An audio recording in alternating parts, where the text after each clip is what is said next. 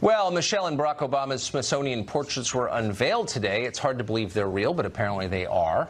The president's portrait shows him stuck to a wall of foliage like he were glued to the outfield at Wrigley Field in Chicago.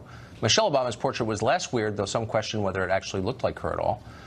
The portraits were painted by Kehinde Wiley. Her previous paintings include racially fraught works of white people being decapitated, of course.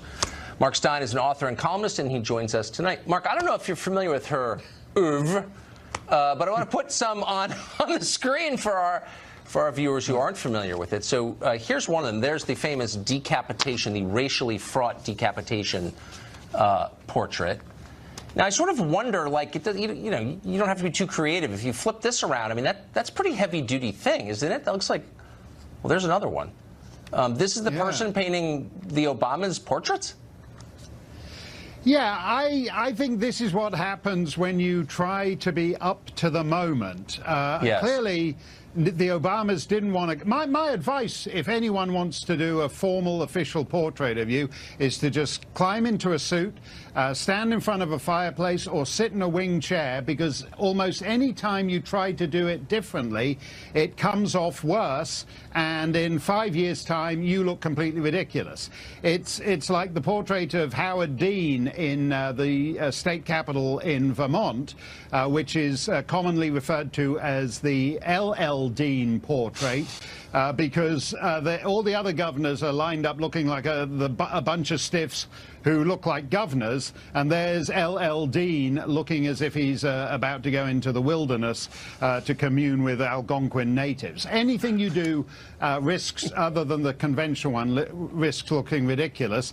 And I think in the case of President Obama, in front of all those leaves, that's very much the case. That's right. And I should point out, by the way, that his portrait was painted by a different artist from the one who painted his wife's. He may have been a little less sensible than she. So I don't know if you saw this. This is, there are only 9 members of the Supreme Court. One of them is called Ruth Bader Ginsburg. She's sort of a hero on the left. And she recently said that sexism is to blame for Hillary losing. Now, Supreme Court justices obviously typically avoid partisan political expressions. But while she was attending a women's conference at Columbia, she aired her grievances about 2016. Listen to this. I think it was difficult for Hillary Clinton to get by even the macho atmosphere prevailing during that campaign. And she was criticized in a way I think no man would have been criticized. Sexism played a prominent part. Does she have evidence for that, or is she just making it up, since she's a Supreme Court justice, I guess? Yeah, that's the point at which I would have leapt up and said, objection, Your Honor, move to strike. Because there is no evidence. She shouldn't be talking about this, for a start, because and it shouldn't be necessary to state it so obviously, because she's a judge. She shouldn't be doing this. And this is not just political, but it's actually speculative. She's purporting to explain, as Hillary has tried to do, why Hillary lost.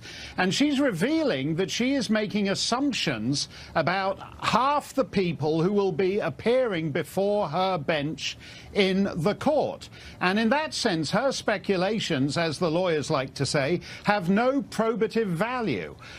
She is a judge, and she should know better than to concoct evidence based on her own assumptions. I think this is absolutely terrible. You know, I loathe rule by judges, which, alas, this great republic has dwindled down to.